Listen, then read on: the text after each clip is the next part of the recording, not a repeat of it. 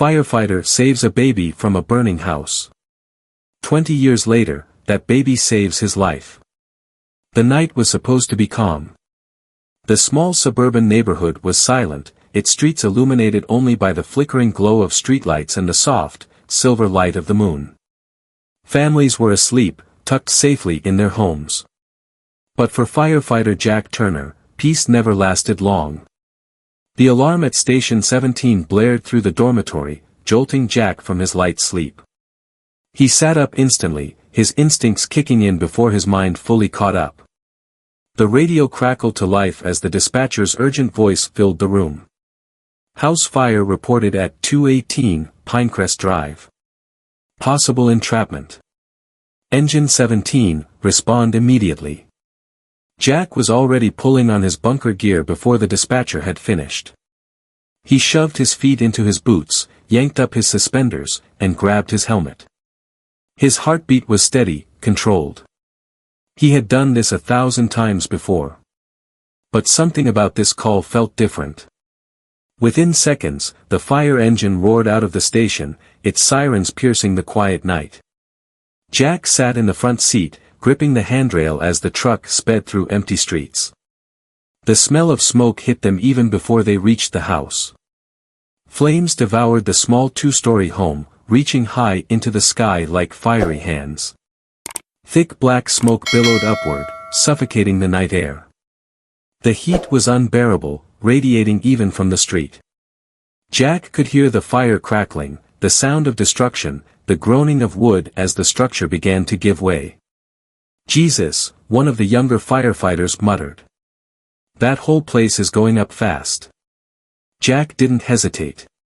He jumped out of the truck before it even came to a full stop. The family who lived there was already outside, at least most of them. A woman, barefoot and in a nightgown, was screaming. "My baby!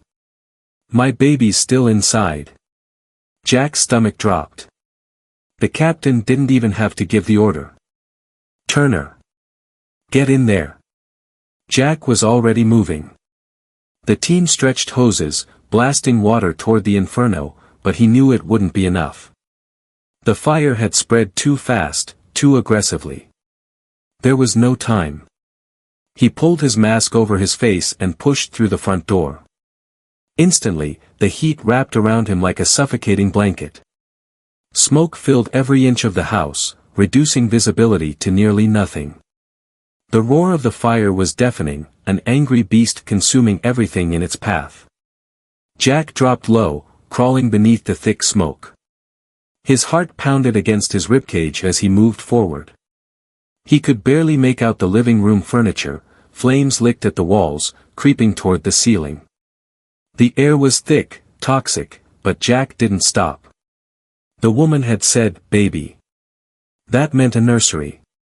That meant upstairs. The staircase was a death trap, half of it already engulfed in flames, but Jack didn't have a choice. The moment he set foot on the first step, it groaned under his weight, barely holding. He moved fast, taking the steps 2 at a time, feeling the heat rise with each one. At the top, the hallway was a tunnel of fire. Doors stood ajar, revealing bedrooms already lost to the flames. Jack's eyes darted, searching, until he saw it, a small room at the end of the hall, untouched for now but filling rapidly with smoke. He lunged toward it. The doorknob was scalding hot, even through his gloves, but he forced it open. The nursery was dim, clouded with smoke, but in the faint glow of the fire outside, he saw the crib. And inside, a tiny form. A baby. The child was whimpering, weak, barely able to cry. Jack's heart clenched. The baby couldn't be more than a year old, wrapped in a small blue blanket. His tiny fists clenched and unclenched, his little chest rising and falling rapidly as he gasped for air. Jack moved on instinct. He grabbed the baby, cradling him close to his chest. "I've got you, buddy," he whispered, though the child wouldn't understand. "We're getting out of here." The building groaned. A horrible, deep cracking sound reverberated through the walls. The ceiling was giving way. Jack spun and ran. He didn't bother with the stairs, there was no time. Flames had swallowed the only path down. His mind raced. The only option left was the window. With one arm wrapped securely around the baby, he grabbed a chair and smashed it against the glass. The window shattered, sending shards raining down outside. A gust of fresh air rushed in, momentarily pushing back the smoke. "Turner!" A voice from below. His crew was outside, ready, waiting. Jack climbed onto the windowsill. The heat at his back was unbearable. His turnout gear was already scorched, the flames hungry for him, for the baby in his arms. "Pass him down," someone shouted. Jack didn't think, he just moved. He secured the baby in both hands and leaned forward, lowering him as far as he could before letting go. A firefighter below caught him expertly, wrapping him in a thick blanket, moving him swiftly away from the collapsing house. Jack exhaled sharply. The baby was safe. Now he had to get out. But before he could move, the world beneath him shifted. A loud, gut-wrenching crack. The floor collapsed. And Jack fell. The moment Jack hit the collapsing floor, a searing pain shot through his shoulder as he crashed onto what remained of the burning hallway below. Wood splintered beneath him, flames licking dangerously close, but he barely registered the heat. His mind screamed one thought: move. Dazed, he tried to push himself up, his body protesting with every motion. His mask had dislodged, and acrid smoke filled his lungs, burning like fire from the inside out. He coughed violently, his vision swimming, but he forced himself to focus. The baby was safe. That was the only thing that mattered. Now, he had to get out. Through the thick haze, he heard shouting from outside. His crew was calling his name. The radio on his shoulder crackled to life, his captain's voice cutting through the chaos. "Turner! Where the hell are you?" Jack tried to respond, but his throat was raw. He coughed again, rolling onto his side. Flames curled along the walls, creeping toward him like hungry serpents. The fire had already consumed most of the house. He had seconds, maybe less, before the structure came down entirely. His only chance was to get back to the front of the house, where the main support beams were still intact. But every path was blocked. The stairway had collapsed, and the hallway was a tunnel of fire. His only option was to go lower, to find a way through the first floor before everything caved in. Gritting his teeth, he pushed up onto his hands and knees, crawling through the debris. The heat was unbearable, sweat dripping into his eyes, mixing with soot and ash. His gloves burned against the blistering floor, but he ignored it. A sudden explosion rocked the house, shaking the very ground beneath him. The gas line. He knew it wouldn't be long now. "Turner, respond." Jack fumbled for his radio, bringing it to his lips. "I'm still in here," he rasped. "First floor, trying to get out." "Hang on. We're coming in for you." Jack gritted his teeth. He had seen too many firefighters go in for a rescue only to become victims themselves. He wasn't going to be another name on that list. He had to move. Through the thick smoke, he spotted a dim light ahead, the front doorway. The heat waves distorted the space around it, but it was still standing. If he could reach it, he had a chance. Summoning every ounce of strength, he forced himself forward, crawling through what felt like an inferno. His arms ached, his lungs screamed, but step by step, he edged closer. The flames roared behind him, consuming everything in their path. Then, a sound, a deep, deafening groan. Jack knew that sound. The roof was about to give. Summoning everything he had left, he lunged forward. His body crashed through the weak remains of a wall, landing hard on the front porch just as the roof caved in behind him. A fireball erupted into the night, sending embers flying. The blast pushed him forward, rolling him down the porch steps onto the damp grass. Cool air hit his face. His lungs sucked in oxygen greedily, though every breath still burned. Strong hands grabbed him, dragging him further from the wreckage. Voices shouted orders, the sound of water pounding against flames filling the air. He blinked up through soot-covered lashes. His captain was kneeling beside him, gripping his shoulder. "Jesus, Turner.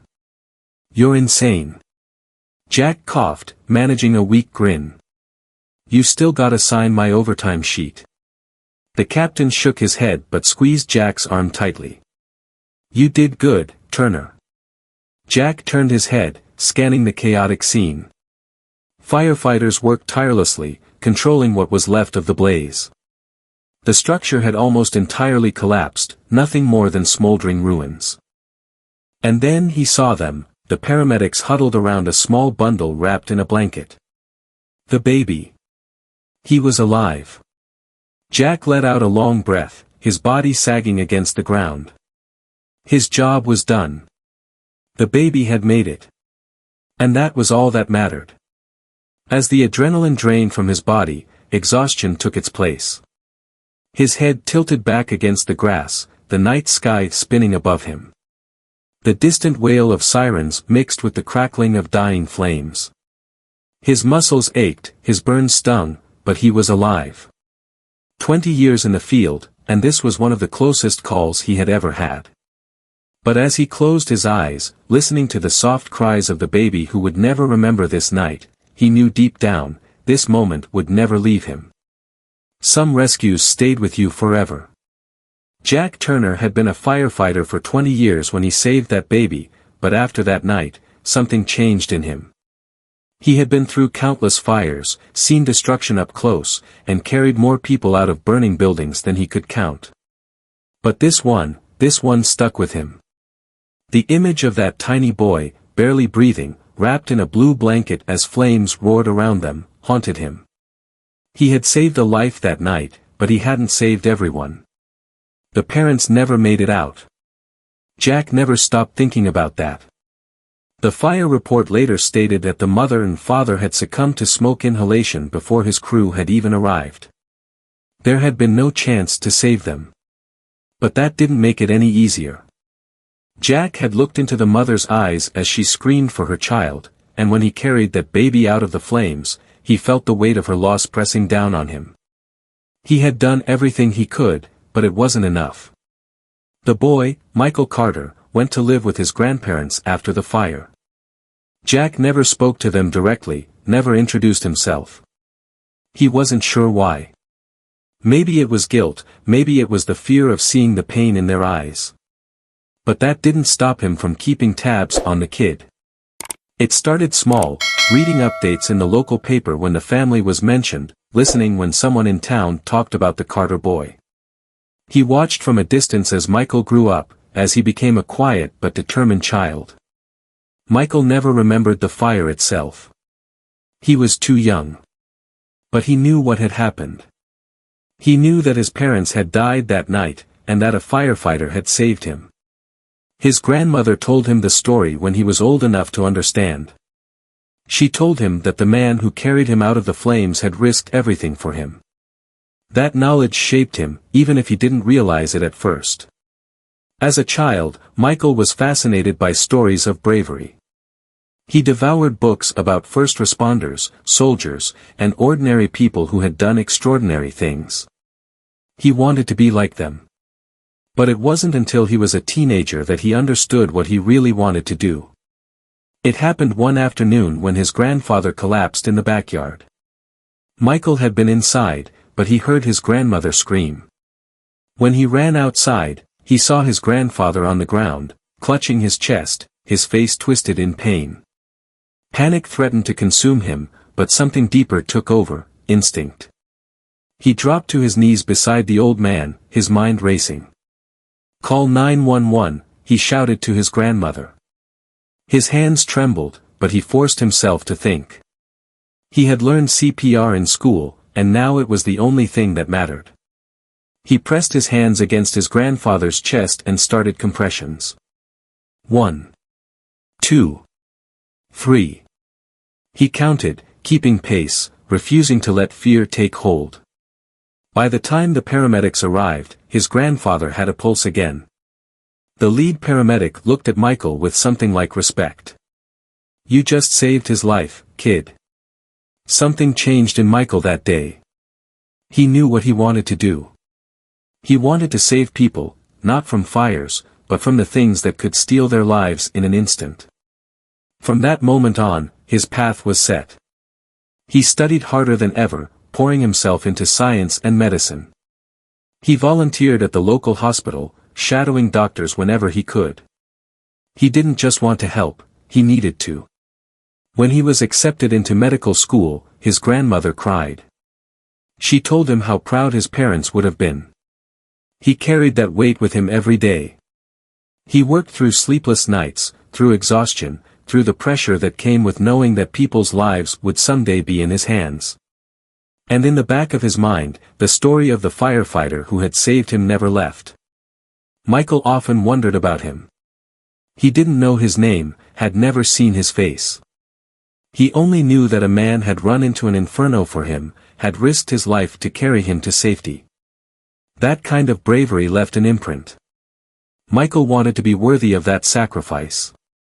He never could have imagined that one day, fate would give him the chance. Jack Turner never thought of himself as old, but the years had taken their toll. His body ached in ways it never used to. The long nights spent running into burning buildings, carrying people out, inhaling smoke, he had survived it all, but it had left its mark. His knees creaked when he climbed stairs, his back protested every time he stood up too fast, and his chest felt tighter these days, like a constant pressure he couldn't shake. He had retired from active duty 2 years ago, but firefighting was in his blood. He couldn't just walk away. So, he stayed connected, volunteering part-time at the station, helping train the rookies, giving lectures at schools about fire safety. He still felt useful, still felt like he had a purpose. But deep down, he knew he wasn't the same man he had been 20 years ago. He had pushed his body too hard for too long, and it was catching up to him. That morning had started like any other. The station had called him in to help inspect equipment, check the trucks, and run drills with the new recruits. It was routine, nothing strenuous. He was in the garage, talking one of the younger guys through a hose setup when it happened. At first, it was just a tightness in his chest, a dull ache that he brushed off as nothing. Probably heartburn, maybe just exhaustion. But then the pain sharpened, cutting deep, like a fist squeezing his heart. His breath came shorter, shallower. Sweat broke out across his forehead. He tried to shake it off, but his vision blurred for a second. The room tilted. One of the rookies, a kid named Carter, frowned. "Chief. You okay?" Jack opened his mouth to answer, but the words wouldn't come. His knees buckled. The world lurched sideways. Someone caught him before he hit the ground. Voices shouted around him. A radio crackled. The wail of a siren pierced the air. He knew what was happening, even as his body failed him. A heart attack. Jack had seen men go down like this before, had watched fellow firefighters clutch their chests and collapse. He had always known it was a possibility for him, but he had never let himself think about it. Now, lying on the cold garage floor, his pulse hammering unevenly, he realized this might be it. He tried to stay conscious as they lifted him onto the stretcher, as the ambulance doors slammed shut. The world outside blurred past the windows. Someone was talking to him, telling him to hold on, to keep his eyes open, but the pain was overwhelming, like fire spreading through his ribs. Darkness pulled at the edges of his vision. He fought against it, but his body was giving up. As the ambulance rushed through the city streets, sirens screaming, Jack Turner's world faded to black. The emergency room was a controlled chaos of beeping monitors, rushing footsteps, and urgent voices. Dr. Michael Carter had barely caught his breath between patients when the next call came through the intercom: incoming cardiac arrest, male, late 60s, unresponsive in transport. His pulse quickened, but he didn't hesitate. He was already moving before the full details came in. He jogged toward the trauma bay, snapping on gloves as he went. His mind was clear, his training taking over. He had worked cases like this before, had seen men brought in with failing hearts, had fought to pull them back from the edge. He wouldn't let this one be any different. The doors burst open as paramedics wheeled the gurney in. 67-year-old male, firefighter, collapsed at the station. Possible MI. Unconscious on arrival. Firefighter. The word barely registered as Michael moved into place. His hands hovered over the man's chest, ready to begin compressions if needed. But when he looked down at the face beneath the oxygen mask, his breath caught. It was him. The man lying on the table, his skin pale beneath the harsh fluorescent lights, his once strong frame now limp and lifeless, was the firefighter from the story his grandmother had told him 1,000 times. The man who had saved his life 20 years ago. Jack Turner. Michael's mind spun, but his hands didn't falter. Charge to 200, he ordered, his voice steady, masking the storm inside him. A nurse adjusted the defibrillator. Charged. Clear. He pressed the paddles to Jack's chest. The man's body jerked. The monitor beeped wildly, then settled into a flat line again. Again, Michael commanded, his throat tight. The second shock made Jack's body twitch, his chest rising and falling as his heart struggled to restart. Michael held his breath. Then, there. A rhythm. Faint, slow, but steady. He's back, a nurse confirmed, relief in her voice. Michael exhaled, his hand still on Jack's wrist, feeling the fragile but persistent pulse beneath his fingertips. His mind reeled at the impossibility of it. Of all the hospitals, of all the doctors, how had fate brought them here, to this moment? He took a deep breath and adjusted the oxygen mask over Jack's face. Let's get him stabilized, he said. His voice was calm, professional. But inside, he was unraveling. Because this man had once carried him through fire. And now, it was his turn to bring him back to life. Michael didn't leave Jack's side as they moved him to the ICU. The monitors beeped steadily, a reassuring sound, but Michael knew how fragile the situation still was. Jack had suffered a massive heart attack. His body had been through hell, years of stress and physical strain pushing him to the breaking point. Even now, despite the machines keeping him stable, the battle wasn't over. Michael stood at the foot of the bed, watching the slow rise and fall of Jack's chest beneath the hospital sheets. His mind raced, memories colliding with reality. He had spent his entire life wondering about this man, picturing the nameless firefighter who had carried him out of the flames. He had imagined what he might say if he ever met him, had thought about shaking his hand, looking him in the eye, and thanking him. But now Jack lay unconscious, unaware of the full-circle moment unfolding around him. Michael clenched his fists, pushing down the overwhelming weight of it all. Right now, Jack wasn't a hero, wasn't a man from his past. He was a patient. And Michael was a doctor. He had a job to do. He turned to the nurse beside him. We need a full cardiac workup, angiogram, enzyme panel, and an echocardiogram as soon as possible. Let's get cardiology on standby for a possible cath procedure. The nurse nodded and hurried off. Michael scrubbed a hand over his face, exhaling. He had performed these procedures dozens of times, but this one felt different. Several hours later, after reviewing Jack's tests, the answer was clear. A major artery was blocked. Without immediate intervention, another attack was inevitable. Michael briefed the surgical team and prepped for the procedure. As they wheeled Jack into the operating room, a strange sense of déjà vu washed over him. He thought about how this man had once held him in his arms, shielding him from fire and smoke, risking his life to save a child he didn't even know. And now, all these years later, Michael was about to return the favor. The procedure was intense. Michael guided the catheter through Jack's artery with precision, navigating the delicate pathways of his heart. His hands were steady, his focus absolute. He had trained for this, had prepared for moments like this. But there was no denying that this case was personal. For over an hour, he worked, clearing the blockage, ensuring that Jack's heart had a fighting chance. The room was silent except for the steady beeping of the monitors. When he finally finished, he let out a slow breath, stepping back as the team moved in to close the incision. "It went well," one of the assisting surgeons murmured. Michael nodded, removing his gloves. "Yeah. It did." He looked down at Jack one last time before they wheeled him to recovery. He had done his part. Now, all that was left was to wait. Jack woke to the steady beeping of a heart monitor. His body felt heavy, his chest tight, but he was alive. The air smelled sterile, the unmistakable scent of a hospital, and when he tried to shift, a dull ache radiated through his ribs. His mind was foggy, but memories started to surface, collapsing at the firehouse, the crushing pressure in his chest, the blur of sirens. He had thought that was the end.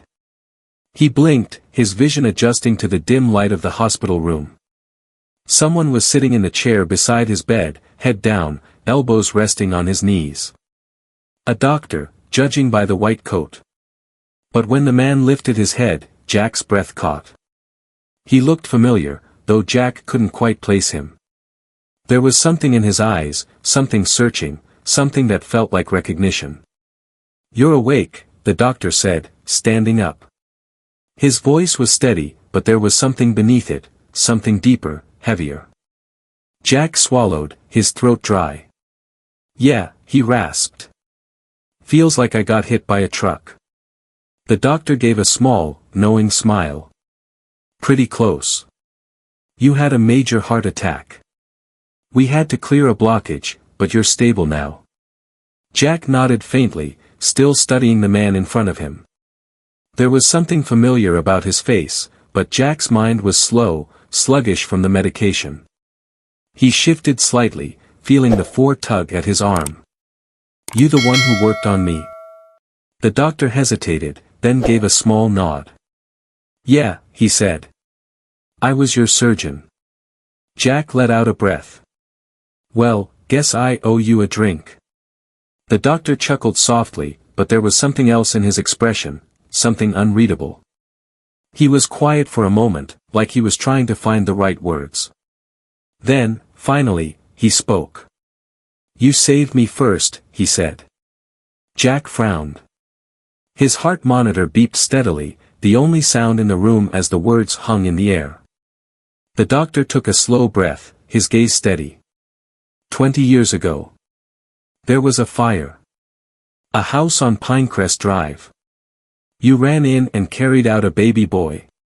He paused, letting it sink in. That was me. The words hit Jack like a freight train. His mind snapped back to that night, the heat, the flames, the weight of a tiny body wrapped in a blue blanket. The screaming mother. The roof collapsing. He had never forgotten that fire. He had never forgotten that child. He stared at the man standing before him, his pulse pounding. "You're Michael Carter," the doctor finished for him. "I've spent my whole life wondering who you were. And now, here we are." Jack let out a breath, shaking his head in disbelief. "Jesus." He looked Michael up and down, taking in the man he had saved all those years ago. "You're a doctor now?" Michael nodded. "I wanted to save lives. Like you did for me." Jack swallowed hard. He had never expected anything in return for that night. It had been his job, his duty. But now, seeing the man that baby had become, knowing that he had gone on to save others, it was overwhelming. Michael exhaled, his voice quieter now. "I don't think I ever really understood what it meant to be saved until today." Jack smirked, his lips twitching despite the pain. "Guess we're even, then." Michael shook his head. "Not even close." They sat in silence for a moment, the weight of the years between them settling into something that didn't need to be spoken aloud. Jack had spent decades running into burning buildings, pulling people from the brink. But for the first time in his life, he was the one who had been saved. And it had come full circle in a way he never could have imagined. Jack shifted slightly, glancing toward the window where the morning sun had started to rise. "So, Doc," he said after a beat. "Think I'll make it?" Michael grinned. "Yeah, Jack. You're going to be just fine." Jack nodded, exhaling slowly.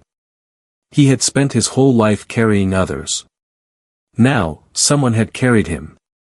And somehow, that made everything feel right.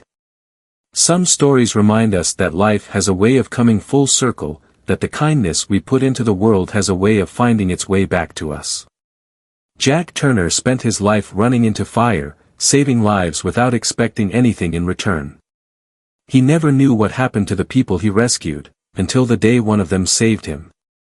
Michael Carter was just a baby when Jack carried him through the flames, unaware that one day, fate would put him in the position to return the favor. 20 years later, in a hospital operating room, the life Jack once saved was now the life keeping him alive. It wasn't just chance. It wasn't just coincidence. It was proof that the choices we make, the sacrifices we offer, and the good we put into the world never truly disappear. They live on in ways we may never see, in lives we may never expect. This story is more than just about one firefighter and one doctor. It's about all of us. It's about the power of human connection, the impact of selfless acts, and the unseen ways we shape the world around us. You never know whose life you might be changing. You never know how the kindness you show today might come back to you when you least expect it. So let this story be a reminder, never underestimate the power of a single act of bravery, of compassion, of doing the right thing even when no one is watching. You never know when it might save a life. Maybe even your own. If this story moved you, if it reminded you of the goodness in the world, hit that like button, subscribe to the channel for more incredible stories, and comment 777 below to show that you believe in the power of kindness, fate, and second chances. Let's spread this message and make sure the world never forgets, what we give always comes back to us.